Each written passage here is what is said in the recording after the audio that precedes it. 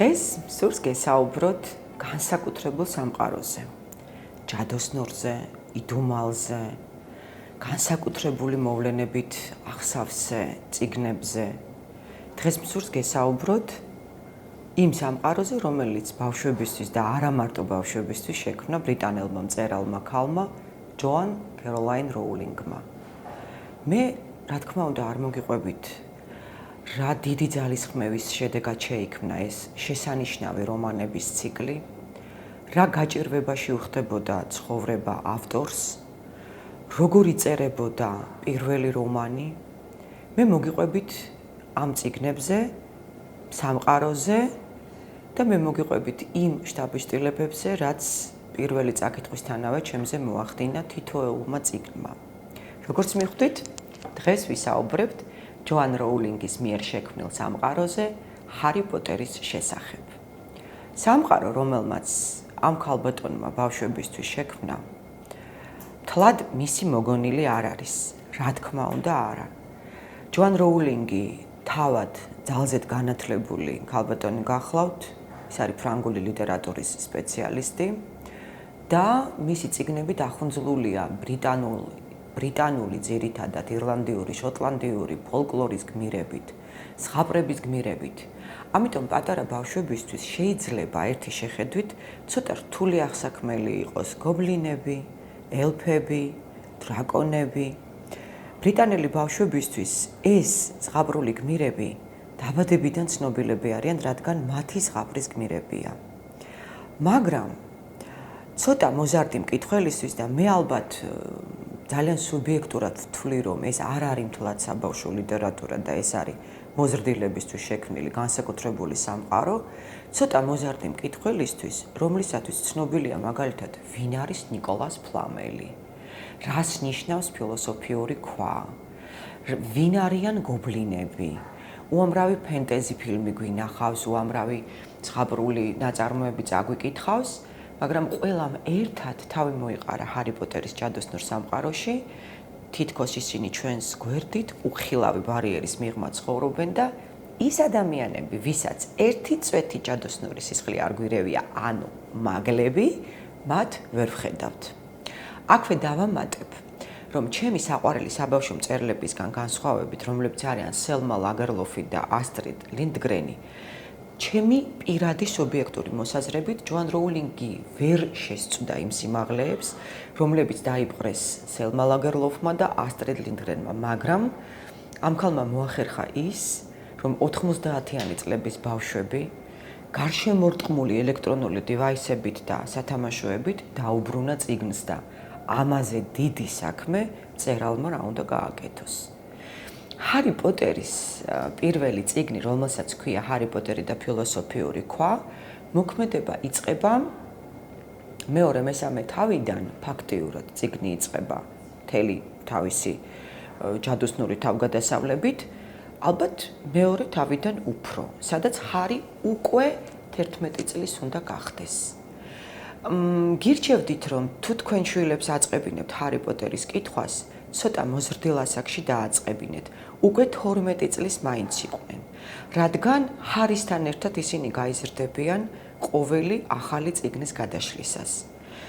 ჩემს შემთხვევაში ჩვენ ველოდებოდით თითოეული წიგნის დაწერას და გამოცემას. ამიტომ ერთი წელი როგორც ჩვენ გვემატებოდა, ასე იზრდებოდნენ მთავარი პერსონაჟები ამ წიგნების. ახლა ბავშვებს ძალიან დიდი ფუფუნება აქვთ. 7-ვე წიგნი ერთად იყიდება, აღარ არის ის მოლოდინი, რომ ვაიმე, რომელ წიგნში მოკლავს ამა თუ იმ პერსონაჟს, აუ, ის არ მოკლას, ვაიმე, იმას რა დაემართება, არა. ყველა წიგნი გამოცემულია, ყველაფერი წიგნის თაროებზე გვიდევს და ერთი სუნთქვით, ერთი ხელის მოსმით კითხულობენ ბავშვები 7-ვე წიგნს. და ვთვლი, რომ მე-7 წიგნი იმდნად რთულად აღსაქმელია პატარა გონებისთვის, პატარა ასაკის ბავშვისთვის, რომ ჯობია ცოტა მოგვიანებით შეეჭიდონ ჰარი პოტერის სამყაროს.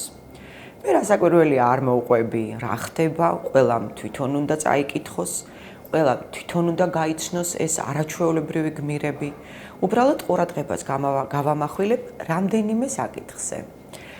ჰარი პოტერში ჯადოსნური სამყაროს პერსონაჟები, ანუ ის ადამიანები, ის ჯადოქრები, რომლებიც ცხოვრობენ ჯადოსნურ სამყაროში და არ არიან მაგლები, ყველას აქვს თითქოს ისეთი გვარი, რომელიც მოგვითხრობს ან მათი ხასიათის, ან მათი პროფესიის შესახებ და ამას ყური მიაქციეთ, რადგან არაჩვეულებრივი თარგმანია ქართულ ენაზე. ეს არის გვარები, რომელიც მოგვითხრობს ამა თუ იმ პერსონაჟის ხასიათსა და პროფესიაზე და ზუსტად თან ინგლისურ ენასაც ისწავლით, თან აი ამ გვარებსაც დააკავშირებთ პერსონაჟის საქციელს. მე ყურადღებას გამოვამახვილებდი რამდენიმე ზღაპრულ მითოლოგიურ პერსონაჟზე. ესენი არიან ირლანდიური ფოლკლორის ძალიან საოცარი და ძალიან საყვარელი პერსონაჟები, ლეპრეკონები. ლეპრეკონები მეოთხე წიგნში ჩნდებიან ჰარი პოტერის სამყაროში, პატარა კაცუნები, რომლებიც აჯილდოებენ იმ ადამიანებს, ვინც მათ მოეწონათ, მოდი ესე ვთქვათ, ფეიკი ოქროთი. ანუ უშრომელად ჰარი პოტერის სამყაროშიც არ მოდის ოქრო და შემოსავალი. ესენი არიან ლეპრეკონები, ესენი არიან ვეილები, ნახევრად ფრინველები და ნახევრად ქალები, რომლებიც ძალიან წააგვანან ბერძნული მითოლოგიის ჰარპიებს. ესენი არიან გობლინები. გობლინები სხვათა შორის ძალიან საინტერესო ფუნქციით არიან დატვირთულნი ჰარი პოტერის სამყაროში. ესენი ბანკირები არიან, ჭკვიანები, ძალიან ცუდი ხასიათის, ძალიან უხეშები, უჟმურები, არ იღიმებიან, უცნაური სახელები ქვიათ, მაგრამ იმდენად მაღალი ინტელექტის მქონე ჯადოსნური არსებები არიან, რომ ჯადოქრები, რომლებიც თავს თვლიან მაგიური სამყაროს გვირგვინად, მათ ანგარიშს უწევენ და ძალიან დიდი მოწიწებით ეპყრობიან. პირველივე წიგნში, როდესაც მე საკმაოდ დიდასაკში წავიკითხე პირველი წიგნი, ალბათ ახალი გამოცემული იყო და წავიკითხე ჯერ რუსულ ენაზე, ხოლო შემდეგ წავიკითხე ქართულად, ყურადღება მივაქცია რასაკვირველია ერთ ძალიან მნიშვნელოვან თარიღს. ეს არის 1945 წელი, მეორე მსოფლიო ომის დამთავრების წელი, როდესაც მაგლურ სამყაროში დასრულდა მეორე მსოფლიო ომი, ყველაზე სისხლისმელი კაცობრიობის ისტორიაში, ომი, რომელმაც ყველაზე დიდი მსხვერპლი მოუტანა კაცობრიობას და 1945 წელს ჯადოქრების სამყაროშიც სრულდება ძალიან დიდი ბოროტი ჯადოქრის ეპოქა.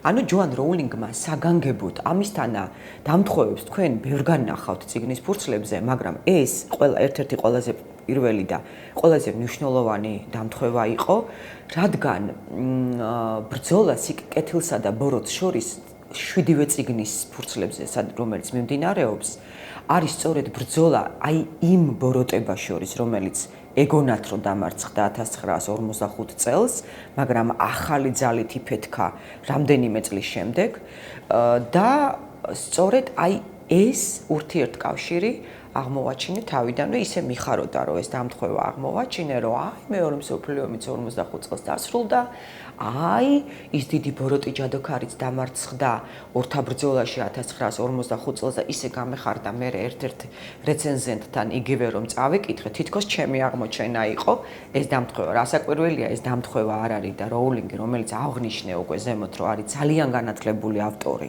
ძალიან ღრმაცოდნა ბრიტანული ფოლკლორის და მითოლოგიის და ძალიან ღრმაცოდნა ზოგადად ევროპის ისტორიის, ჩემთვის მისი დამთხოვები, რა თქმა უნდა, შემთხვევითი არც ერთი არ ყოფილა.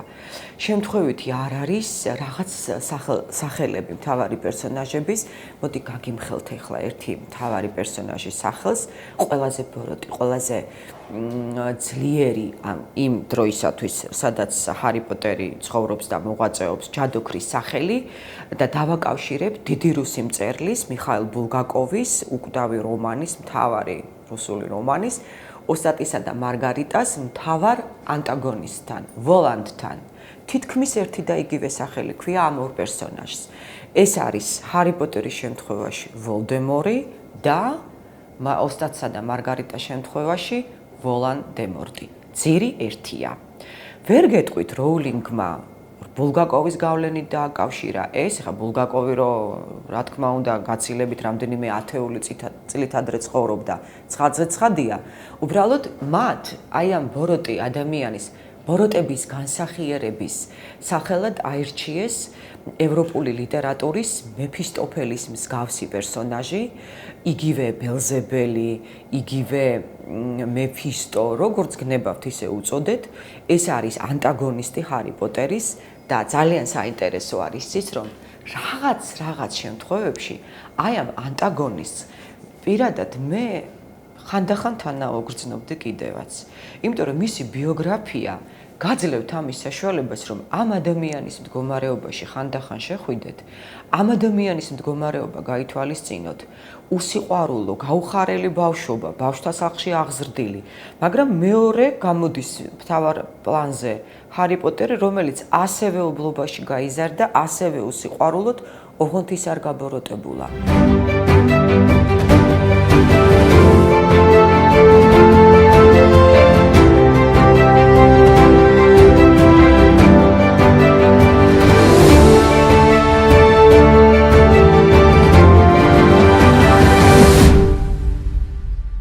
ქართული ლიტერატურის ცნობილი ფრაზა მაგრამ მარტო წვრთნარად უზამს თუ ბუნებამც არ უშველა, ზუსტად ვოლდემორზე და ჰარი პოტერზეა ზედგამოჭრილი. თითქოს ორივე ერთ პირობებში დაიბადნენ, თითქოს ორივენი ერთნაირად იზრდებოდნენ. ერთი გახდა ბოროტი და მეორე გახდა ამ ბოროტებასთან მებრძოლი. არის წიგნები, სადაც თითქოს გამოკვეთილი დადებითი პერსონაჟი არ არის. ჯოან როულინგის სამყარო, ჰარი პოტერის სამყარო ასე არ არის რასაკვირველია. აქ არის გამოკვეთილად კეთილი გმირები. ხშირ შემთხვევაში შეიძლება თქვათ, რომ რამდენიმე პერსონაჟი ალბათ ძალიან დაშაქრულადაც მოგეჩვენებათ, მაგრამ გადაშლით რამდენიმე გვერდს და ეს დაშაქრული ტკბილი და მურაბა პერსონაჟი ისეთ რამეს ჩაიდენს, რომ ძალიან გაოგნებული რჩებით. ეს არის ხასიათების ძერწვა. ეს არის რთული ლიტერატურული ამოცანა, რომელიც მე ვფიქრობ, რომ ზედმიწევნით და უმაღლეს დონეზე შეასრულა ჯოან როულინგმა, რისთვისაც პირადად მე მას ლამის ყოველ წელს მადლობას ვუხდი, რადგან ჩემ მოსწავლეებთან გავდივართ ჰარი პოტერს, ვხსნით თითოეულ პერსონაჟს, თითოეულ სახელწოდებას, თითოეულ მოქმედებას.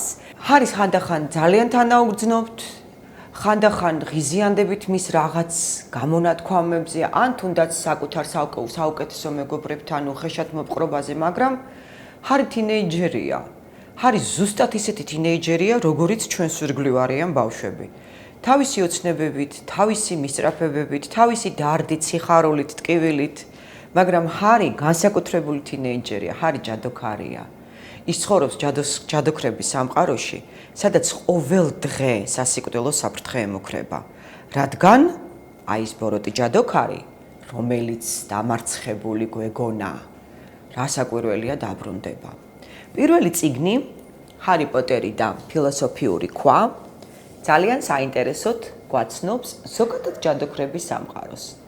პატარა ბავშვები, განსაკუთრებით ინგლისში, როდესაც წაიკითხეს პირველი წიგნი, მშობლებს ეხვეწებოდნენ მათთვის ეყიდათ ბუები.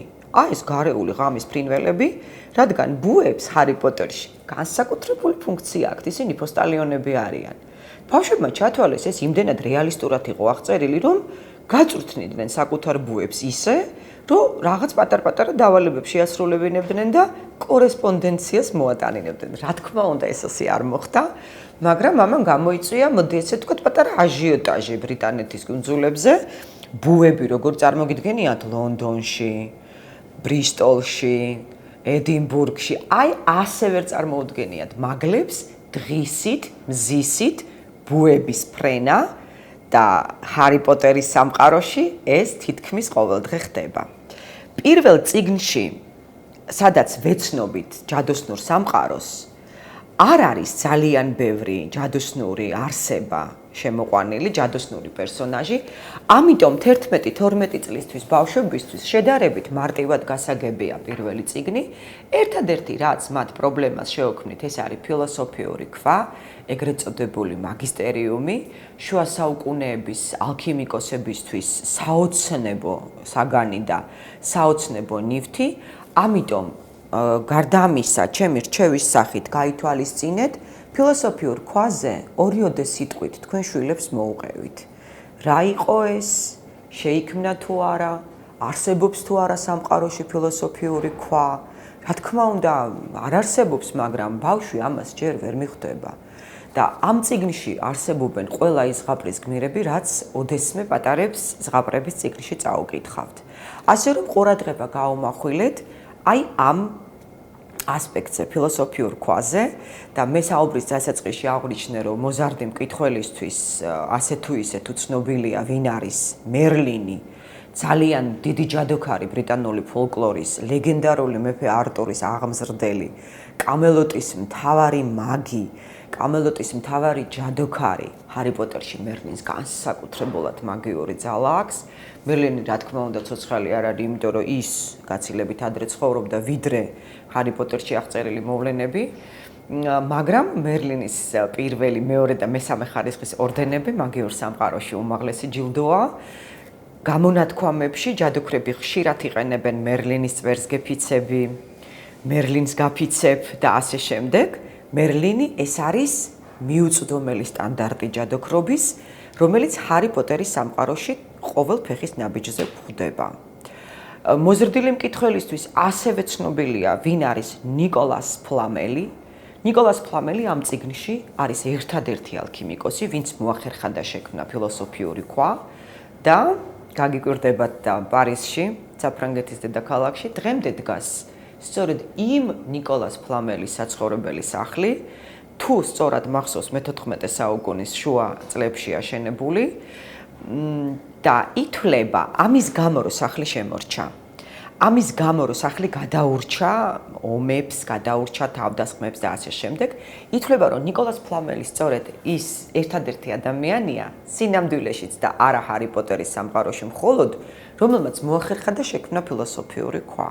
ნიკოლას ფლამელის სახლის ნახვა, როდესაც დასრულდება კარანტინები, ლოკდაუნები, საზღვრები გაიხსნება და მოგზაურობას ისევ დავიწყებთ, რა თქმა უნდა, შეგიძლიათ იხილოთ ქალაქ პარიზში. ნიკოლას ფლამელი არის ერთ-ერთი პროტოტიპი განსაკუთრებულად სახელგანთქმული ფრანგი მისტიფიკატორის და ალქიმიკოსის გრაფ სენ-ჟერმენისა. ამბობენ, რომ ნიკოლას ფლამელი და სენ-ჟერმენი ერთი და იგივე პიროვნებანი არიანო, გრაფი სენ-ჟერმენი გვხვდება ალექსანდრე პუშკინის პიკის ქალში და ასეთი ჯაჭვი იბმევა მსოფლიო ლიტერატურის გენიოსებთან. როულინგს თუ არავინ არ თulis გენიოსად, ამ ქალმა მოახერხა და ბავშვი წიგნს დაუბრუნა და უკვე გენიოსია, ჩემი სუბიექტური აზრით. და გრაფი სენ-ჟერმენი და ნიკოლას ფლამელი, რომელიც თითქოს ერთი და იგივე პიროვნებები არიან, ჰარი პოტერის სამყაროში ცოცხალია. ძალიან საინტერესოა, პატარა ბავშვივით მიხაროდა, როდესაც გამოვიდა გაგრძელება ჰარი პოტერის ფილმ ეკრანიზაციას გულისხმობ, ეს არის ჯადოსნური ცხოველები და სადვიპოვოთ ისინი და პირველ ნაწილში ერთ-ერთი პერსონაჟი ნიკოლას ფლამელია, მე კინოთეატრში ტაში შემოვკარი. იმიტომ რომ იმდენად კარგად იყო ჩასმული მისი თავის ადგილას იყო ერთი სიტყვით და აი ეს აუხსენით ბავშვებს, რომ არ დარჩნენ გაოგნებულები და კითხვა არ დავსვან. რა თქმა უნდა, ეხა არც ჰარი მიცის რა არის ფილოსოფიური ქვა და არც მისმა საუკეთესო მეგობრებმა. ჰერმიონის გამოკლებით, რა თქმა, მან წაიკითხა უკვე ეს რა არის. და წიგნშიც ახსნა არის. უბრალოდ მზად იყვნენ ამისთვის. და აი როგორი ემოციები გეუფლებათ, იცით, რომ კითხულობთ და ესე რომ იტყვით, რომ ფილოსოფიური ქვა, ნიკოლას ფლამელი, დედა რა მაგარია, აი ყოველ ფეხის ნაბიჯზე ჰარი პოტერის კითხვისას მე პირადად ასეთი ემოციები მეუფლებოდა. მე არ მოვყვები შინაარს, რა თქმა უნდა, არ ვიტყვი ფინალს, არც პირველი წიგნის და არც მეშვიდე წიგნის, იმიტომ რომ მე ვფიქრობ, რომ ეს სისხლის სამართლით დასასჯელი საქმეა, როდესაც ჯერ არ ხარ მისული ლიტერატურასთან, ძალიან გაინტერესებს და ვიღაცა, რომელსაც უკვე წაკითხული აქვს, ფინალს და შინაარს გიყვება. არ არის ეს კარგი საქმე, ამიტომ ბავშვებო, პატარა მკითხველებო, თუ თქვენ უკვე წაიკითხეთ და თქვენ მეგობრებს ჯერ არ დაუწყიათ, არ მოუყვეთ.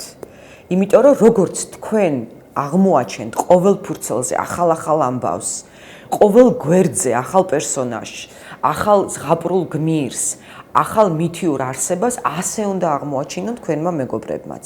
მეორე წიგნი, ჰარი პოტერი და საიდუმლო ოთახი, რა თქმა უნდა, გაგრძელებაა პირველი წიგნის, საერთოდ წიგნის მოქმედებები წიგნების უკაცრავად მიდის სასწავლო წელს, ანუ იმ ადგილას, სადაც განსაკუთრებული სიმძაფრით არის მაგიური სამყარო წარმოდგენილი, ეს არის ჯადოქრობისა და გრძნეულების შემსწავლელი სკოლა ჰოგვორტსი. აი ჰოგვორტსის კედლებში მიმდინარეობს 1 სექტემბრიდან არდადეგების დაწყებამდე, ანუ 9 თვის განმავლობაში დიდი ამბები ტრიალებს ჰარი პოტერის სამყაროში. რადგანაც ჰარი გაიზარდა მაგლებთან, ანუ ჩვენაირ ადამიანებთან და იქ არაფერი საინტერესო არ ხდება. ხანდახან კითხვის დროს შეიძლება გული დაგწყდეთ, რომ რატო ხდება ამდენი საინტერესო ამბავი მარტო ჯადოქრების სამყაროში და ჩვენთან არა. განა ჩვენთან არ ხდება საინტერესო ამბები, მაგრამ უბრალოდ მათ ჩვენ ხანდახან ვერ ვამჩნევთ. ისე ვართ დახუნძლულები ჩვენი პრობლემებით. იმდენი საფიქრალი გვაქვს, რომ ყვავილის ამოსვლა და მზის ამოსვლა ჯადოქრობა არ არის? სასწაულია, აბა რა არის, მაგრამ ჰარის სამყაროში, ჰარი პოტერთან ეს ყველაფერი უფრო ფერადია, უფრო ზღაპრულია და უფრო თითქოს ხელშესახებია. მეორე წიგნში ვეცნობით ძალიან საინტერესო ზღაპრულ პერსონაჟს, რომელიც ჰარი პოტერის სამყაროში შინაური ელფის სახელით არის ცნობილი, ანუ ეს მთელი მოდი ესე ვთქვათ, ჯადოსნურ არსებათა რასაა. არ არიან ადამიანები, ესენი არიან პატარა საყვარელი არსებები, შინაური ელფები. მთელი თავისი დღე და მოსწრება ემსახურებიან ჯადოქრებს, რომელიც როგორც უკვე გითხარით, ითვლებიან მაგიური სამყაროს მთავარ პერსონაჟებად, გვირგვინებად. როგორც ადამიანია ბუნების გვირგვინიო, ასე გვასწავლიდნენ სკოლაში. ასე ითვლებიან ჯადოქრულ სამყაროში ჯადოქრები მაგიური საზოგადოების მთავარ ადამიანებად, მთავარ შემადგენლებად. ელფებს ვეცნობით, შინაური ელფი განსაკუთრებულად საყვარელი არსებაა მეორე წიგნში, რომელიც გამოჩნდება. ეკრანიზების დროს მოხდა ესეთი კონფუზი, მეორე ფილმი რო გამოვიდა ჰარი პოტერი და საიდუმლო ოთახი, შინაური ელფი, რომელიც რა თქმა უნდა კომპიუტერული გრაფიკით შეიქმნა, ძალზე უცნაურად წააგავდა ჩვენი ჩრდილოეთ მეზობელი ქვეყნის პრეზიდენტს. ძალიან გავდა და ამან გამოიწვია პოლიტიკური სკანდალიც კი. ნუ ეხლა რა თქმა უნდა ყურადღება არავის არ უნდა გაემახვილებინა ამ მსგავსებაზე და უბრალოდ გაეცინათ და გაეტარებინათ, მაგრამ ესე არ მოხდა ჩვენი მეზობელი ქვეყნის მხრიდან და შემდგომ ფილმებში, სადაც ისევ ჩნდება ეს შინაური ელფი, ეს ზღაპრული პერსონაჟი, ცოტა სახე აქვს შეცვლილი. თლათ ვეღარ დაამგვანეს პოლიტიკურ მოღვაწეს. შინაურ ელფს ხომ გავიცნობთ? გავიცნობთ ძალიან საინტერესო მაგიურ მოქმედებას, რომელიც პრინციპში ზღაპრებში არ არის აღწერილი. როგორ შეიძლება ეს მოხდეს? ხო, ისეთი მაგიური ამბავი ხდება მეორე წიგნში. ჯადოსნური ჯოხები უკვე ვიცით ტრანსფიგურაცია, ანუ ერთი ცოცხალი არსების მეორე ცოცხალ არსებად გადაქცევა. ვიცით რაღაცა შელოცვები, რასაც ჰარი სწავლობს სასწავლო წლის განმავლობაში, ჩვენც მასთან ერთად სწავლობთ, მაგრამ აი წიგნის ფინალში მეორე წიგნზე მაქვს საუბარი. ძალიან საინტერესო მაგიური მოქმედება ხდება და გირჩევთ რომ ამასაც ყურადღება მიაქციოთ. მე დიდი ხანი არ შევჩერდები მეორე წიგნზე, რადგან უნდა ვისაუბრო მესამე და მეოთხე წიგნზე, რომელიც ძალიან ბევრი რეცენზენტის და ლიტერატორის აზრით საუკეთესოა სერიაში. მესამე ეს არის ჰარი პოტერი და აზკაბანის ტყვე, ითვლება ყველაზე კარგ წიგნად ჰარი პოტერის სერიაში, თუმცა პირადად ჩემთვის მეოთხეც არაჩვეულებრივია და მეშვიდე მთლად უკეთესი, მაგრამ მესამე წიგნში რაღაც შეკითხვებს, რომელიც გაჩნდა პირველსა და მეორე წიგნში, პასუხები გაეცემა. არის ძალიან საინტერესო, განსაკუთრებულად ბევრი მოვლენებით არის დახუნძლული, განსაკუთრებულად დაძაბული სიუჟეტი აქვს. ხელიდან ვერ გააგდებთ ისეთია მესამე წიგნი, ღამეს გაათენებთ დამიჯერეთ, ისევე როგორც მე ვათენებდი ღამეებს ჰარი პოტერის კითხვისას, ისევე როგორც ჩემი მოზრდილი მეგობრები და ის პატარა მკითხველები, რომლებიც პირველივე წიგნიდან ამ სამყაროში ცხოვრობენ. მესამე წიგნი არაჩვეულებრივად არის ეკრანიზებული, რეჟისორი ალფონსო კუარონი, გადასარევია. პირველი ორი ფილმის რეჟისორი გახლავთ კრის კოლუმბუსი და აი ზღაპრული სამყარო, რაც როულინგმა შექმნა, თითქმის ერთ-ერთზე გადმოიტანა ეკრანზე. მესამე სერიაში ჰარი უკვე შედარებით მოზრდილია და ფილმიც შედარებით იცვლის თავის იერსახეს.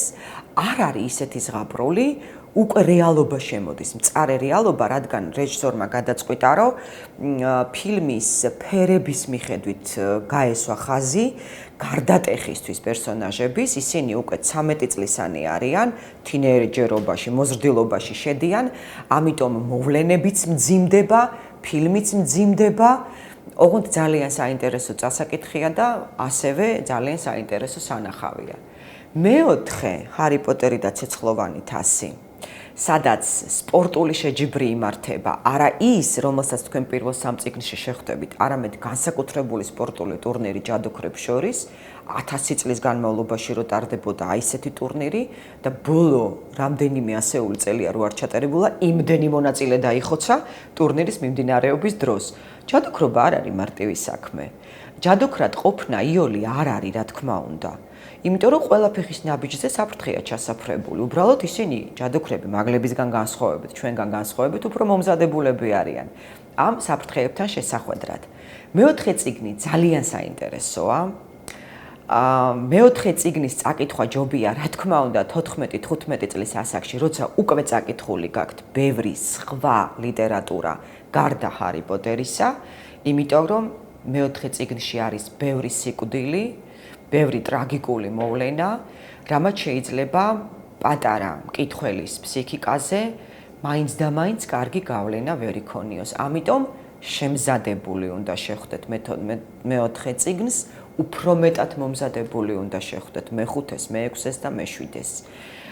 იზრდება ჰარი, იზრდებიან მკითხველები, მძიმდება წიგნები და მძიმდება მოვლენები. როდესაც ჯოან როულინგი მეშვიდე საფინალო წიგნს წერდა, მან ინტერვიუში განაცხადა, რომ გადაწყვეტილი აქვს რამდენიმე ძალიან ცნობილი და მთავარი პერსონაჟის მოკლა. ამან ისეთი რეზონანსი გამოიწვია მსოფლიოში, რომ მაშინდელმა გაეროს გაერთიანებული ერების ორგანიზაციის გენერალურმა მდივანმა, თორცდები კოფი ანანი იყო, მუქარით ახსავსე წერილი გაუგზავნა როულინგს, რომ არც გაბედო ბავშვების ფსიქიკის ასეთი დამახინჯება, რომ ან ჰარი პოტერი არ მოკვდეს, ან მისი მეგობრები, თორემ მოუწოდებ ყველა გაეროს წევრ ქვეყანას თქვენი დაწერილი წიგნები საკუთარ ენაზე არ თარგმნონო.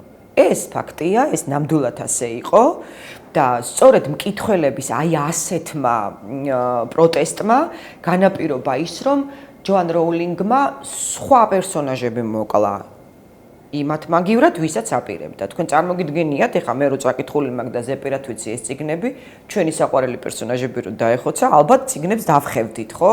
ან რაღაცა აუტოდაფეს მოვაწყობდით, მაგრამ გადაგვარჩინა ამ ამბავს.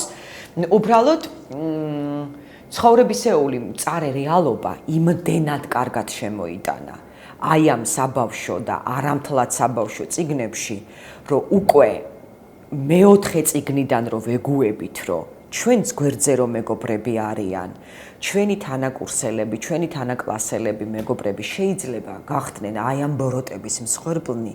მეხუთე წიგნს უფრო შემზადებულები ვკითხულობთ, მეექვსე წიგნი ძალიან ტრაგიკულად სრულდება. მინდა რომ წინასწარ იცოდეთ, რომ წიგნები არ არის მარტივად აღსაქმელი და მეშვიდე წიგნი საბოლოო ფინალური ბრძოლა, საბოლოო შერკინება სიკეთესა და ბოროტებას შორის, რა თქმა უნდა სიკეთის გამარჯვებით დამთავრდება, რადგან სხვანაირი ბოლო შეუძლებელია კონდეს ასეთ კეთილ ზღაპარს, როგორიც არის ჰარი პოტერის შესახებ შექმნილი სამყარო. სიკეთე ყოველთვის გაიმარჯვებს ბოროტებაზე. სიკეთე ყოველთვის უფრო მეტად ძლიერია ვიდრე ბოროტება, რადგან ბოროტებას არ აქვს ლოგიკური ახსნა. სიკეთეს აქვს. ბოროტება ალოგიკურია. ბოროტება არის სულის მდგომარეობა. სიკეთე მოვალეობაც არის და სულიერი მდგომარეობაც არის. როდესაც ამ წიგნებს არა მარტო საქართველოში, მსოფლიოში ძალიან ბევრი მოწინააღმდეგე გამოუჩნდა სხვადასხვა რელიგიური ორგანიზაციების სახელით, ჩემთვის ეს იმდენად გაუგებარი იყო მათი პროტესტი, რას ისახავდა მიზნად, ზღაპარია. ბოროტსას ძლიან კეთილმან არსება მისი გრძელია.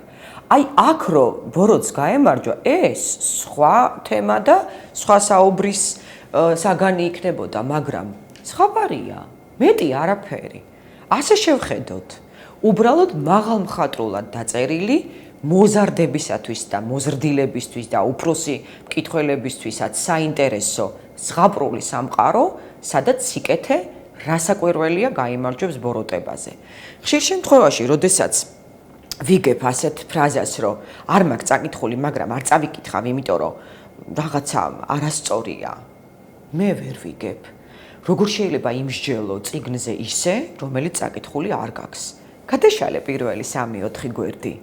თუ არ მოგეწონება, გვერდზე გადადე. არანაირი პრობლემა არ არის. რამდენი წიგნია მოსაწყენი. პირველივე ფურცლებიდან, პირველივე სტრიქონებიდან ძილი რომ მოგინდება. ჰარი პოტერს რო იწყებ, ძილი კი არა, ხანდახან ბავშვებს ჭამა ავიწყდებოდათ და ეზოში აღარ ჩადიოდნენ სათამაშოდ.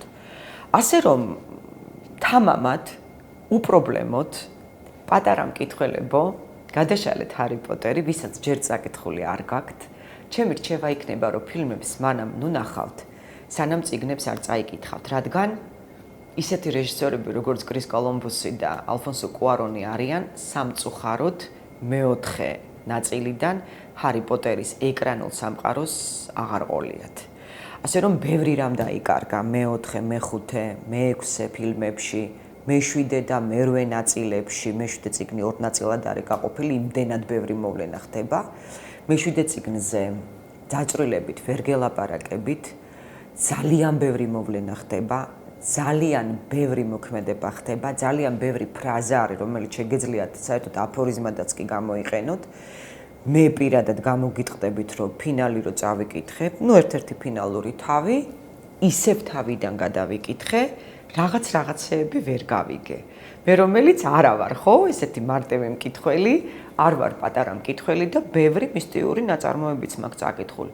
ჩემთვისაც რაღაცეები იყო გაუგებარი. ალბათ იმიტომ, რომ ისეთი სისწრაფით ვკითხულობდი, დროზე გამეგო რა მოხდა, როგორ დასრულდა ეს ამბავი, ეს დიდი ეპოქალური შერკინება, აი ამ ბოროტებასა და სიკეთეს შორის, ისეთი სისწრაფით ვკითხულობდი, რომ დიაგონალზე ვკითხულობდი გვერდებს და რა თქმა უნდა ძალიან ბევრი ფრაზა გამომრჩა.